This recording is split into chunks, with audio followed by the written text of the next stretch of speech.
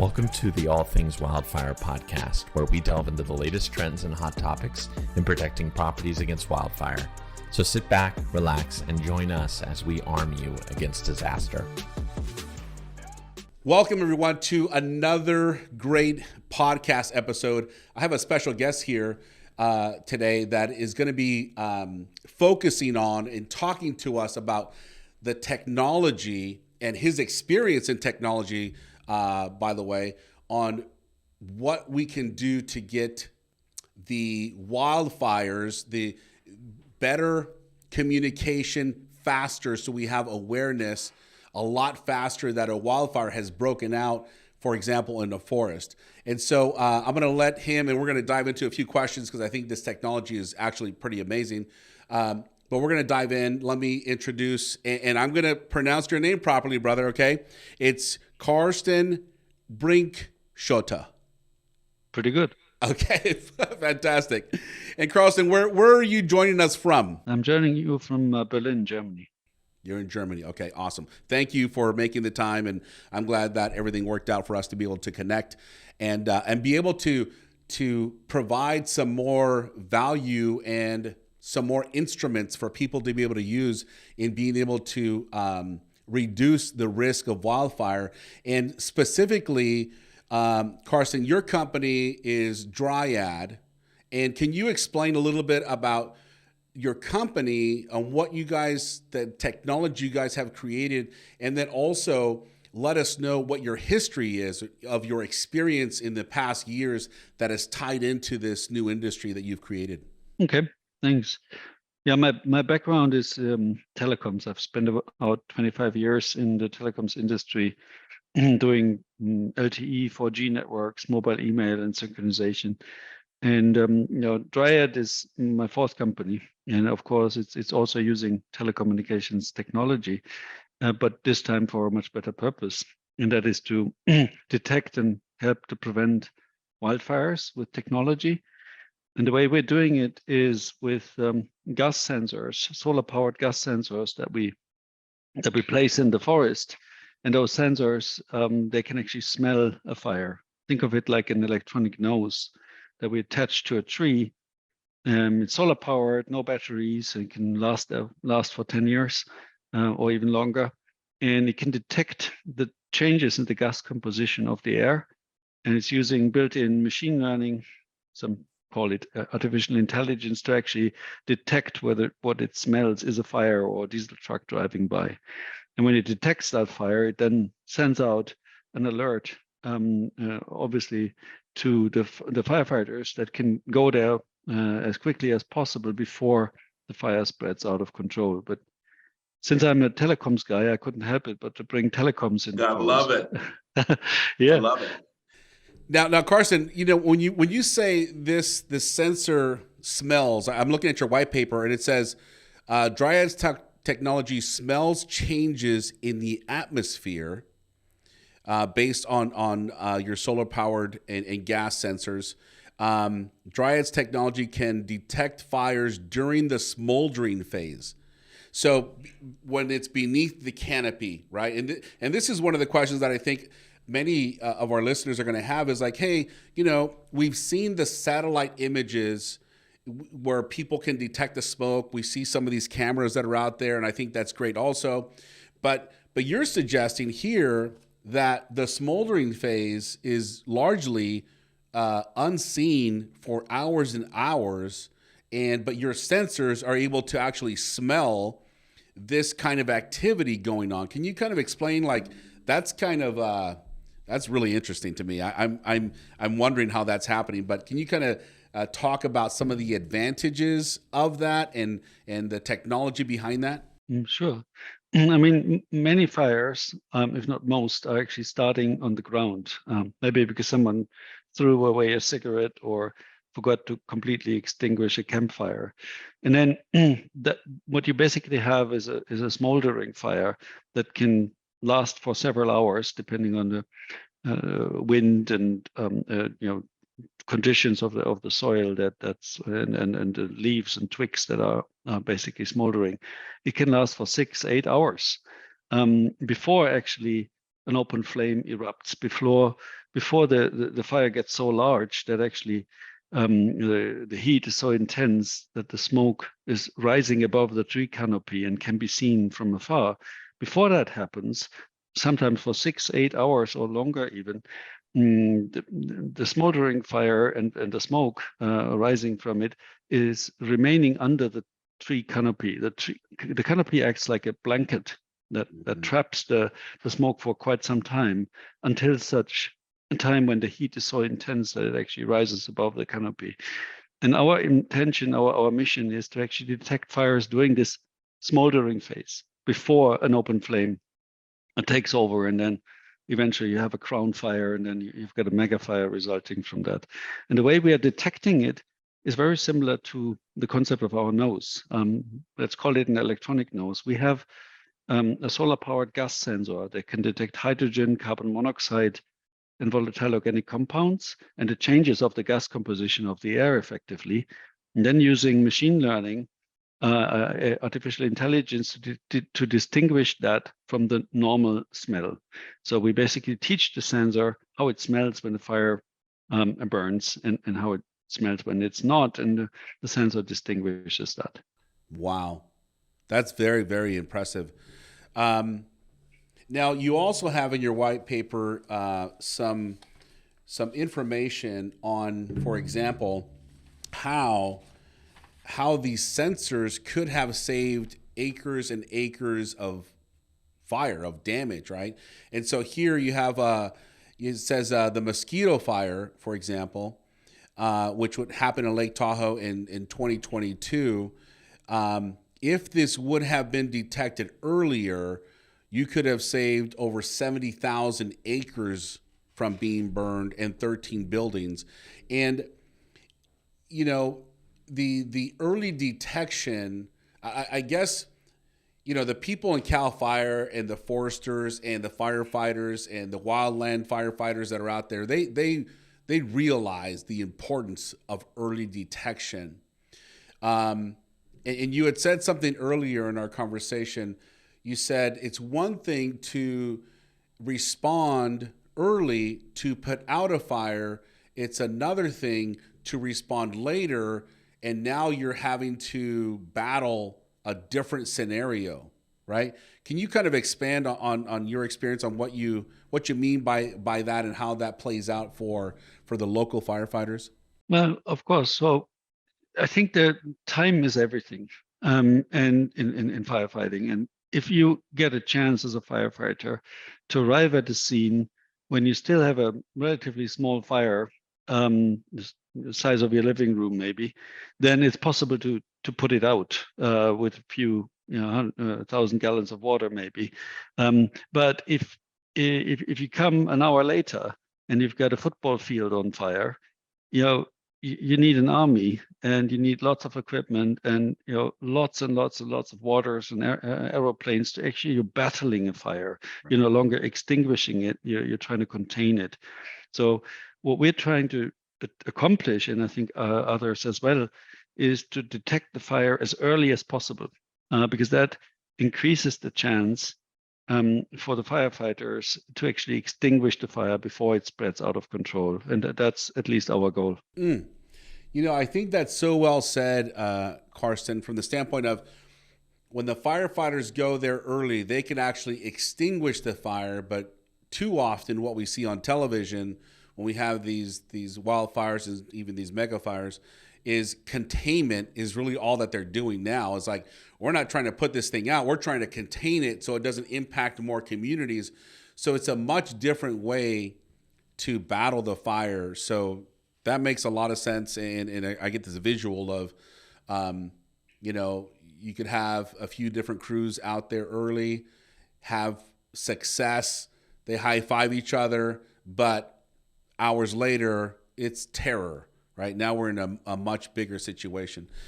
So let me ask you, Carsten, from the standpoint of you have these sensors, and I know that they're solar powered, but what do they talk to, right? Because if we're going to be dependent on the satellites and a bunch of other stuff, like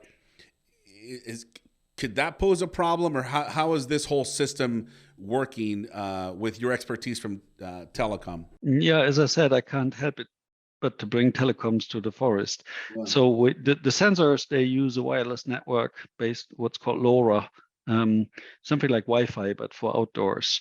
And we instead of using the mobile networks of the operators that everybody knows typically don't work well when you're hiking and basically in the forest, there is no coverage.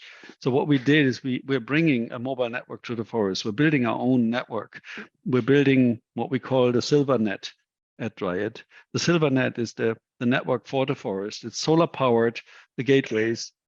Here's one of them, a big guy. Wow. Equally solar powered, like the sensors, and we place them into the forest to enable the sensors to communicate to the outside world. And without those gateways, without this mesh network, the sensors would be useless because they'd be crying for help and nobody listens. Right. So, who can hear? Exactly. Wow. Okay. So fantastic. Now, what countries right now are utilizing this software or experimenting with this software and technology? Yeah, so we're still a young company. We started selling our product at the end of last year. We've installed about 10,000 sensors worldwide. A lot of installations in Southern Europe, in Greece, in Spain, in Portugal, a few smaller ones in Germany, and a lot of sensors went to the United States actually, because obviously there was a huge issue. Right. And so US is one of our main areas.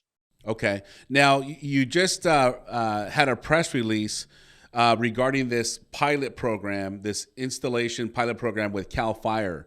What does that look like? What are you guys doing with CAL FIRE? Yeah, that's right. We just announced a pilot installation with CAL FIRE, where CAL FIRE is trialing 400 of our sensors in the Jackson Demonstration State Forest. They'll deploy that real soon, I think next week or the week after, and they'll test our solution, whether we can keep our promise to detect fires as early as we say. Yeah, exactly. This is the test of tests. My goodness. All right. So we're quite excited about that.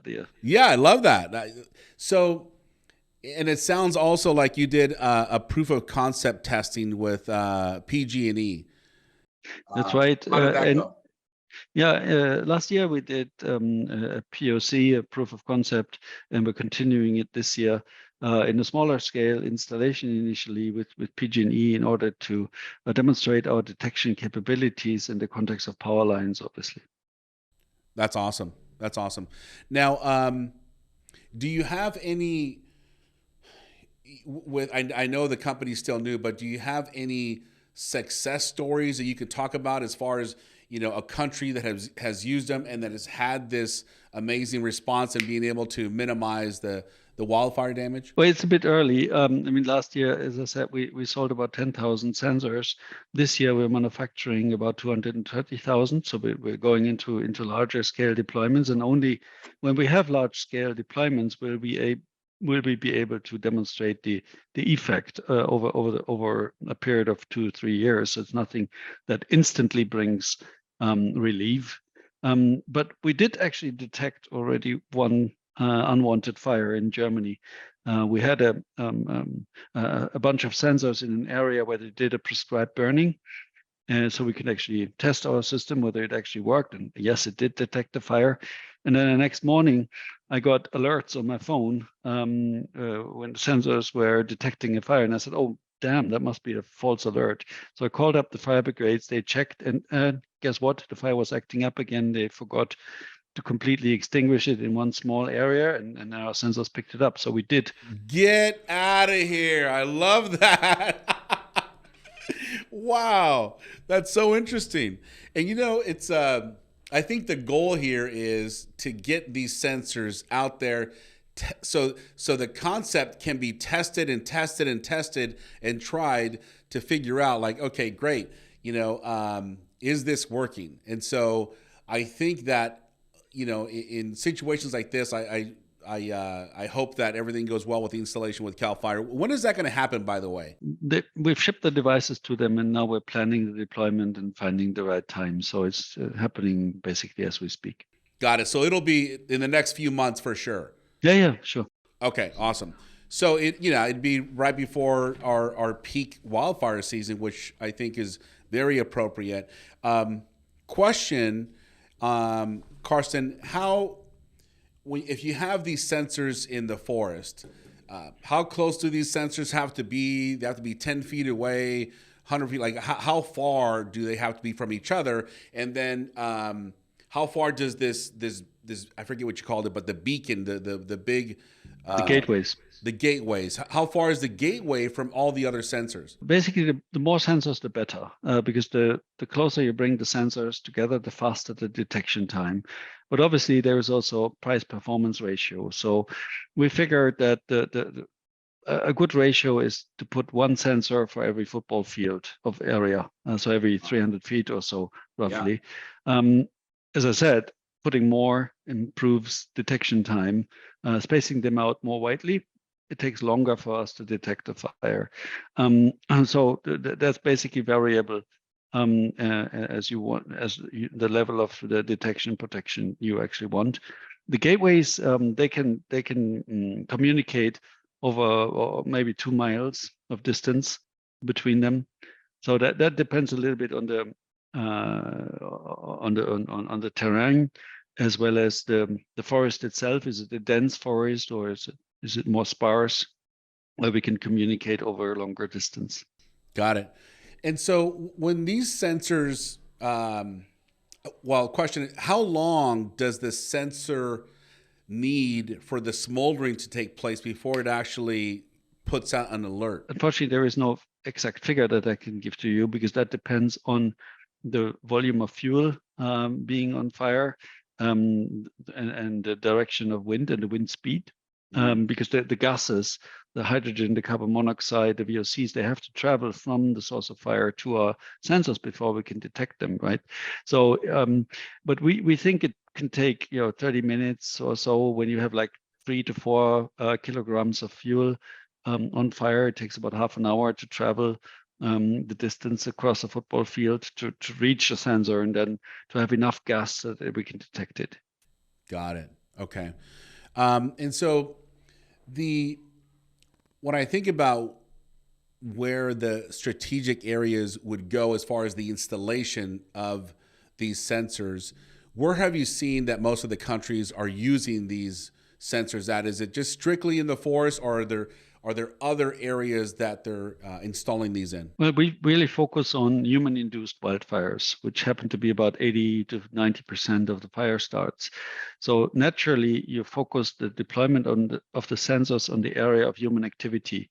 So along streets, along pathways, hiking trails, camping sites, power lines, railroads, wherever there's humans doing stupid things or where accidents can happen. That's where we want to catch the fires. We're not really focusing on the entire forest and the naturally occurring fires, which can only be lightning induced. That's not our sweet spot. For that, I think cameras and satellites are a better solution. But for the ultra early detection of human induced fires, we think we are a very good complementary solution to cameras and satellites. Yeah, I mean, national parks, right? Like that, where people are camping and there's human activity and there's engagement and all these things. I think that would be absolutely very appropriate. Yeah, and so, man, I would really love to see more of this, especially here in the United States. And I appreciate Cal Fire for taking on this pilot program.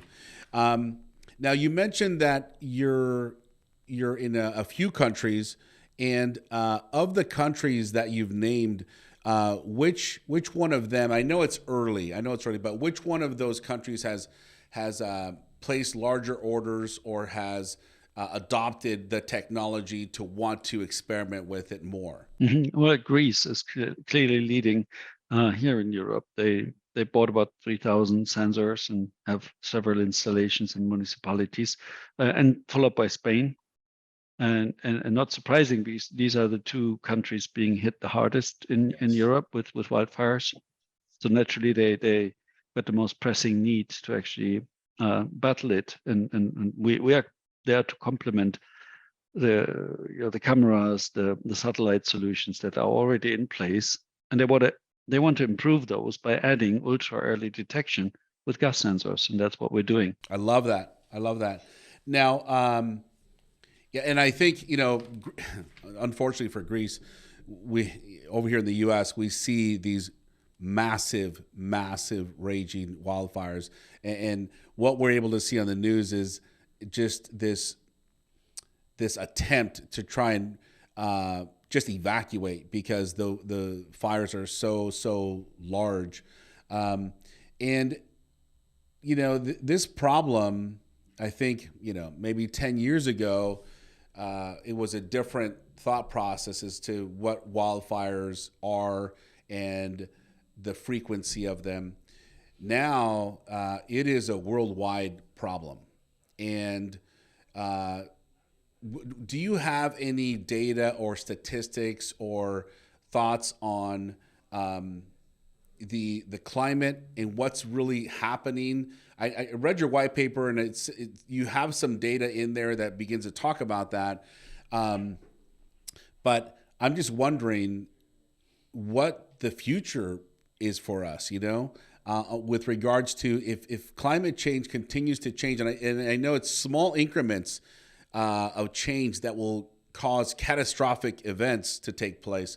But do you have any thoughts regarding climate change? Well, absolutely. This is, to be honest, what drove me to start this company.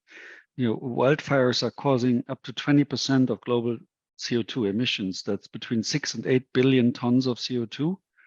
It's about the same amount the entire traffic puts into the air. So all cars, all airplanes, all ships combined emit about the same amount of CO2 that wildfires put into the air each year. So it's a huge problem, and it's completely, I think, overlooked.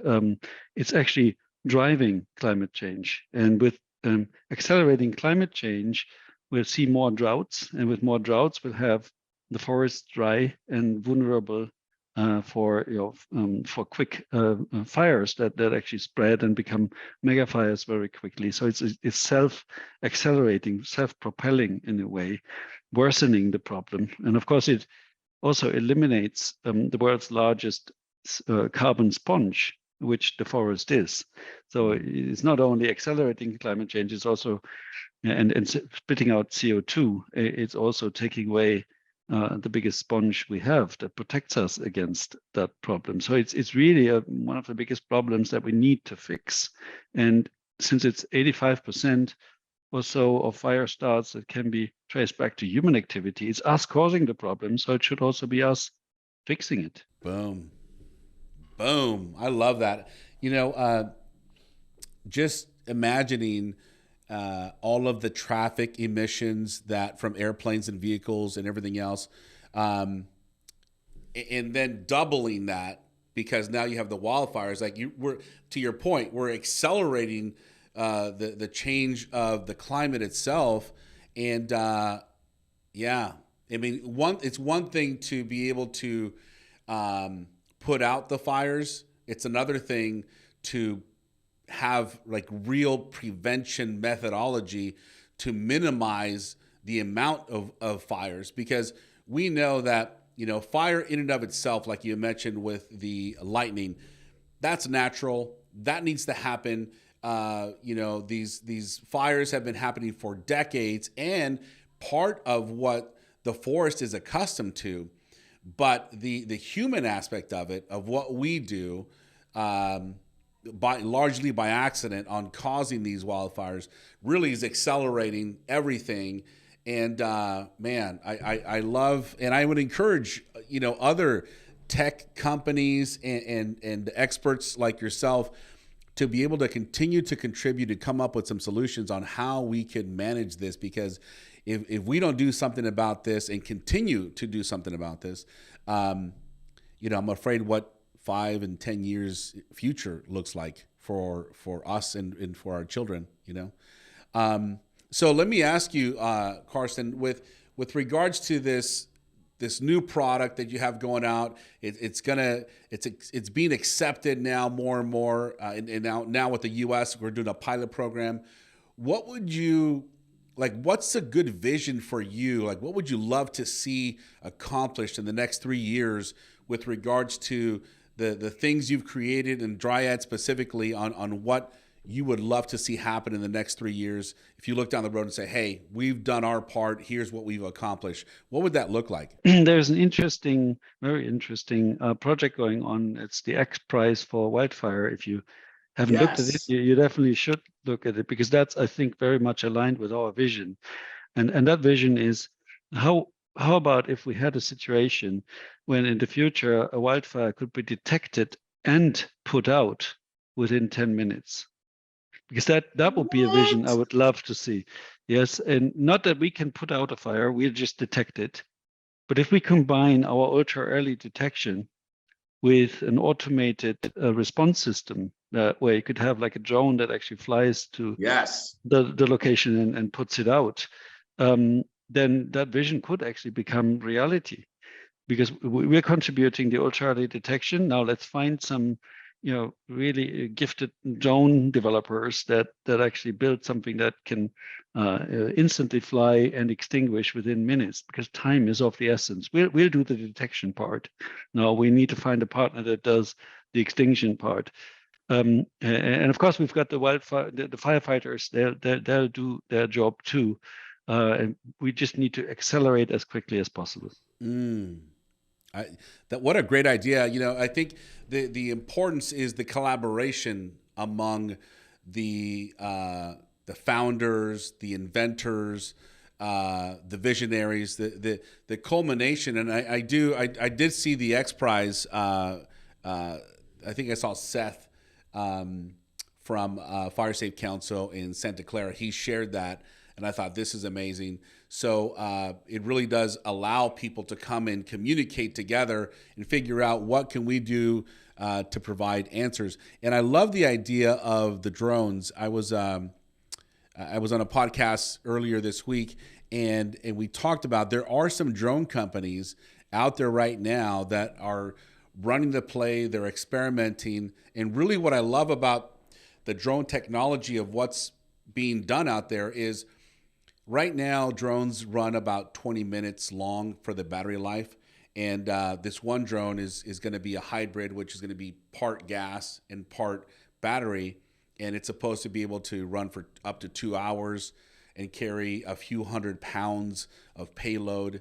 Like now we're talking, and being able to fly in 30, 40 mile an hour winds, coupled with your kind of technology. Absolutely. I agree. I think that kind of collaboration needs to happen to be able to do our part. So I love it. I think and we know here, after reading your white paper, the early detection absolutely is a matter of really life and death for communities, but also the out of control potential that we can have.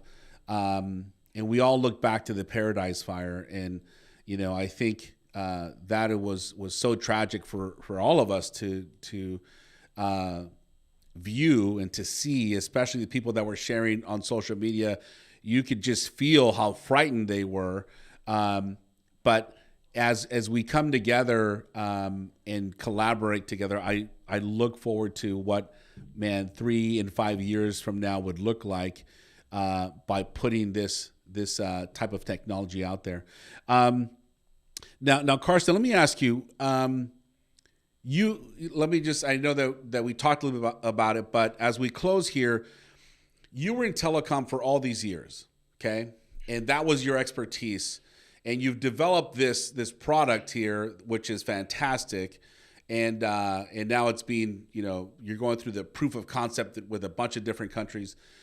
Is there a moment in time that something took place that got you to think, hey, look, we should put our energy here and really talk about detection? Yeah, in 2018, I had sold my previous company actually to a US business.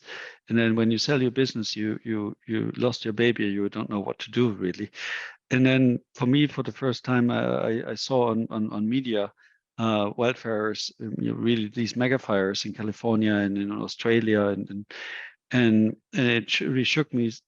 And I thought, well, that's something you really need to look at, or somebody needs to look at. And then on top of that, here in Europe, we had actually the youth going on the street protesting for climate change, and Fridays for Future, they call it over here. And my daughter actually went with them, and I guess that was the last straw. So I thought, like, look, okay, these kids are right. There's something we need to do about that, and I can't keep on chasing more money with telecoms in the next startup. I need to do something about that. And since I'm a technology guy, I can't help it but apply technology to the problem, which is what we're doing now with Dryad.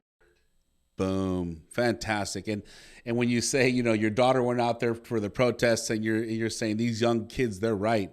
I think, like you said, you can keep chasing the money for as long as you want with new technology, but to be able to align your expertise in technology along with the absolute need and desire that is necessary, that's a great combination. I think it's a very, very great combination. Carsten, is there anything else that you want to add as we come to a close for Dryad, and what your thoughts are? Well, I'd like to thank you, OP, for the opportunity to speak and to present to everybody here. I'd love to see more of us working in collaboration in the US in particular, because I think there is such a big problem that needs to be solved, just like in Southern Europe. And I'm really grateful getting the opportunities to try out our solution and to scale as much as we can, as quickly as we can. Boom. Fantastic. And I'm going to connect with you, because I'm going to get in contact with CAL FIRE, find out who's in charge over there of this pilot program, and I'm going to go over there and see what's happening. I want to see the installation. I want to see how it's all working. I want to see the communication efforts. And then I want to be able to kind of like, sit on the sidelines and watch how this actually transforms into the early detection that I know we can get. So thank you very much, Carsten. Really do appreciate your time, and we'll talk to you soon. Thank you, OP. Bye. That's all for this episode of All Things Wildfire. If you like this episode, be sure to subscribe to our show and follow us on social media to stay up to date on all things wildfire. And as always, thanks for listening.